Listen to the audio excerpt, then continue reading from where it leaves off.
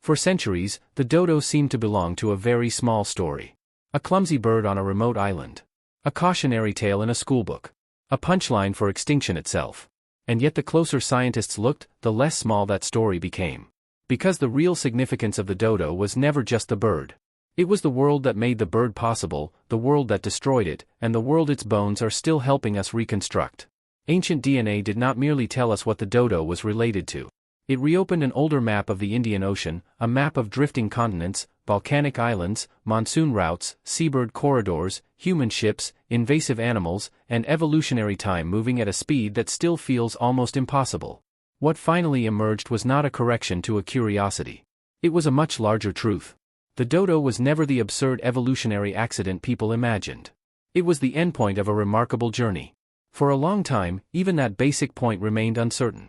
The dodo was so anatomically strange, and known from such fragmentary remains and unreliable old paintings, that early naturalists struggled to place it anywhere with confidence. Some thought it might be kin to ostriches. Others saw hints of vultures, rails, even entirely separate categories that seemed to match its heavy body and reduced wings. The bird looked so unlike the tidy groups people preferred that it became, in a sense, taxonomically homeless. That confusion mattered more than it might seem. If you cannot place an animal properly, you cannot really understand the forces that shaped it. You can describe the shell of the thing, but not the history inside it. And the dodo, perhaps more than any famous extinct species, had been trapped inside its shell of myth. By the modern era it had become a symbol before it became a subject. The name itself turned into shorthand for stupidity, slowness, failure. Paintings made it rounder.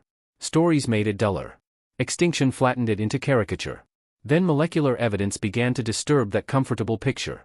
When researchers extracted DNA from preserved dodo material and compared it to living birds, the result was startling not because it was exotic, but because it was almost intimate.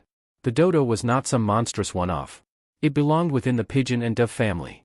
More specifically, genetic work pointed toward a living relative still flying through island forests today, the Nicobar pigeon, a metallic, elegant bird from South and Southeast Asia. That single revelation changed the emotional scale of the dodo immediately. Suddenly the dead bird of Mauritius was not isolated in a museum case. It stood in relation to living wings, living feathers, living behaviors. The dodo had not come from nowhere. It had ancestry. It had motion behind it. And with that, the old question returned in a sharper form: if the dodo was descended from flying pigeons, how did a bird like that become the massive, flightless creature later seen by Dutch sailors on Mauritius? The answer leads outward, far beyond the island itself. Mauritius lies in the southwestern Indian Ocean, part of the Mascarene Islands, a volcanic chain that also includes Rodriguez and Réunion. These are oceanic islands, born from fire, never connected to a continent by land bridges. That matters because it means every native land animal that reached them had to arrive the hard way, through flight, drift, swimming, or accident. No ancient herd walked in. No forgotten forest corridor linked them to Africa or Asia. Life had to cross open water. So when genetics linked the dodo to pigeons, it illuminated not just family resemblance, but a mechanism of arrival. Its ancestors were almost certainly capable flyers. They reached these islands from elsewhere, probably through a sequence of dispersals across the Indian Ocean world. Over long stretches of time, on predator-poor islands where flight became less essential and large ground-feeding bodies could thrive, those ancestral pigeons changed. They grew heavier. Their wings diminished. Their bones and muscles adapted to a new economy of life. In other words, the dodo was not born strange. It became strange because the island allowed it. This is where the story shifts from zoology to something larger and more haunting. Mauritius was not simply a backdrop for an odd bird. It was an evolutionary engine. Isolated islands often accelerate transformation because they simplify the rules. Predators may be absent. Competitors may be few. Resources can fluctuate seasonally. A flying bird that lands there is released from some pressures and exposed to others. Over generations, traits that would be disastrous elsewhere can become stable, even advantageous. The dodo was one expression of that process. The Rodriguez solitaire, on a neighboring island, was another. Genetics showed that these two bizarre birds were close relatives, two branches of the same broader lineage shaped by different islands into different forms. Evolution did not produce one miracle and stop. It worked the same deep logic twice. And that is part of what ancient DNA finally clarified. The dodo story was not about a single freak of nature. It was about repeatable transformation in an island world, about what happens when mobility creates isolation, and isolation creates reinvention. That alone would make the bird important. But the scale continues to widen. Because Mauritius in the age of the dodo was not just an ecosystem. It was about to become a node in expanding human systems, navigation, empire, supply chains, maritime violence, transplantation of species, and the first truly global ecological disruptions of the modern age. When Dutch sailors landed on Mauritius at the end of the 16th century, they did not arrive in a vacuum. They were part of a growing oceanic order linking Europe, Africa, the Middle East, South Asia, Southeast Asia, and beyond. The Indian Ocean had long been a world of trade and movement before Europeans entered it in force, but the intensification of imperial shipping changed the biological stakes of that connectedness. Ships did not bring only crews and cargo. They brought rats, pigs, cats, dogs, seeds, pathogens, and habits of extraction. For an island bird shaped in the absence of mammalian predators, this was catastrophic. The old image suggests that humans simply clubbed a few dodos and that was that. The reality was more systemic and more revealing. Hunting may have contributed, but the deeper mechanism was ecological invasion. Ground nests became vulnerable. Eggs and chicks became food for introduced animals. Habitat shifted. The island's inherited balance, built over immense timescales, suddenly faced a concentrated assault delivered by global movement. And this is why the dodo belongs to a civilizational story, not a local anecdote. Its extinction was not merely the loss of a species. It was an early signal of what worldwide connectivity could do when carried by imperial expansion without ecological restraint. Long before industrial carbon altered the atmosphere, global systems were already reorganizing life. The dodo was one of the first famous casualties of that new order. Ancient DNA sharpened that lesson by restoring context. Once the dodo was properly placed among pigeons, it became possible to see both how ordinary its origins were and how extraordinary the chain of consequences became.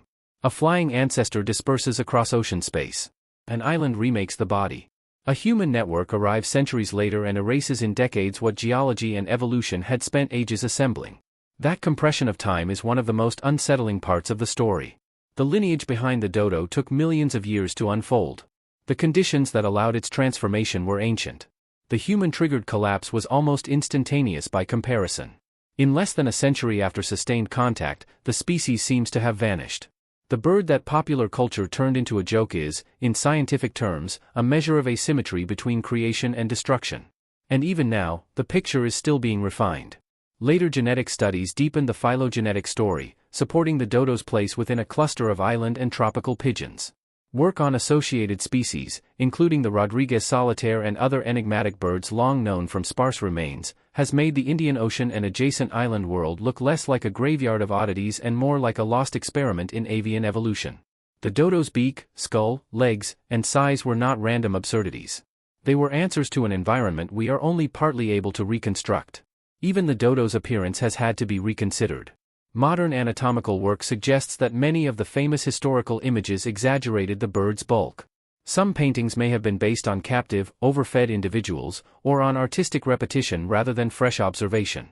The real dodo may have been leaner, more athletic, more active than the lumbering emblem of foolishness we inherited. That correction matters emotionally because it restores dignity, but it matters scientifically for a deeper reason.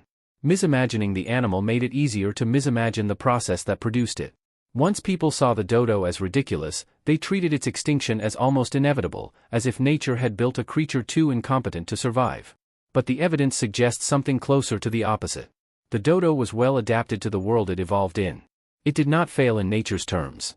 Nature's terms were abruptly replaced. This is perhaps the real truth ancient DNA helped reveal. Not just that the dodo was a pigeon. Not just that its nearest living relatives still survive in parts of Asia. But that extinction narratives themselves can be distorted by the winners of history. When humans arrive, overturn an ecosystem, and then describe the vanished species as stupid, they turn violence into inevitability. The bones resisted that story. The molecules inside them resisted it too. And that is why the dodo continues to matter. It sits at the meeting point of several histories we often tell separately: the history of evolution, the history of islands, the history of empire, and the history of how science corrects cultural myth. To follow the dodo back through ancient DNA is to watch those histories converge. A bird once confined to a children's illustration becomes evidence for biogeography. A museum relic becomes a clue to lost Indian Ocean ecologies. A symbol of extinction becomes a witness to the beginning of the modern human reshaping of life on Earth. There is something almost unnerving in the fact that one of the clearest living echoes of the dodo is the Nicobar pigeon, a bird still moving through humid island forests with iridescent plumage and the old capacity for flight.